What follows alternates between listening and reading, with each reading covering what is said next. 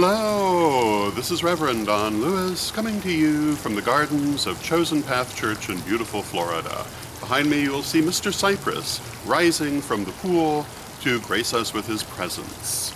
And I want to thank you for joining me for another day of vlog, and today our question comes to us from Reverend Vivian. And Reverend Vivian asks about the idea of demons. And Reverend Vivian says that she's been surprised to find people in the pagan and Wiccan community who believe in demons in more or less the same way that Christians do, and also who are afraid of things like ghosts. And she finds this very odd because it doesn't seem to fit with the general philosophy. And she would like my take on it. And she also has the question of whether this was a belief that existed in ancient times, or whether it is something that people have brought with them from Christianity. And my answer to the first part of this, my take on it, is that I really do not credit the idea of demons. The term demon in its origin is Greek, and it merely means spirit. Yes, in the ancient world there were people who looked upon the idea of certain spirits as being malevolent.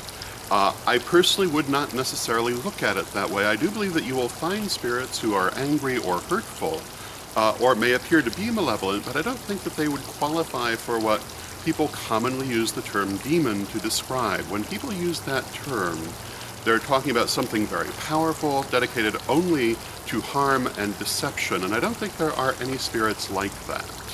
I think you may find a spirit in that state, but I think it's very rare. But it's not necessarily the nature of the spirit, but rather where it's at that moment. Most of what people describe as demons often come down to being little more than poltergeist activity. Usually it's a matter of unbalanced energy or ungrounded energy, and if you understand how to work with energy, it's usually very easy to resolve.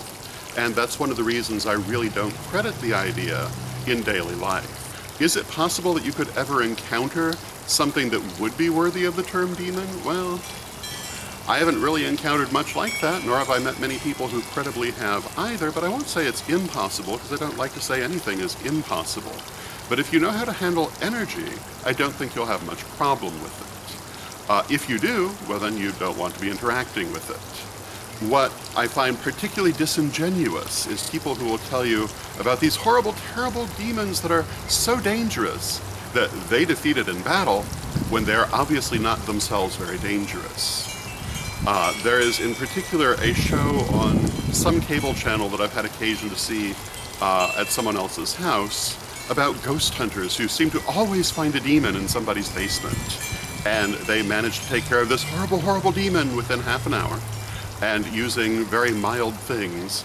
And you're supposed to believe that this was a horrible, horrible entity, and that they managed, without themselves being particularly powerful, to dispel it. And that really doesn't make any sense.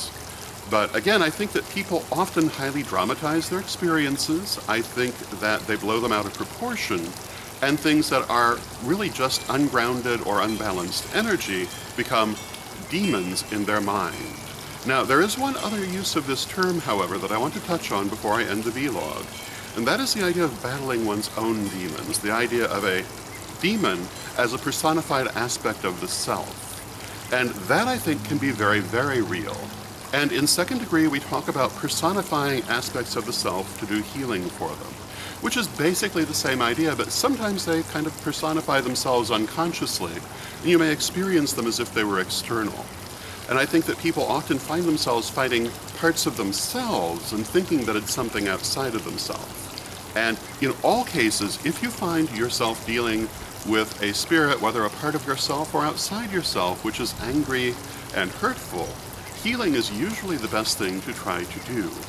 And if you can bring healing to the spirit, well, usually the problem will be ended.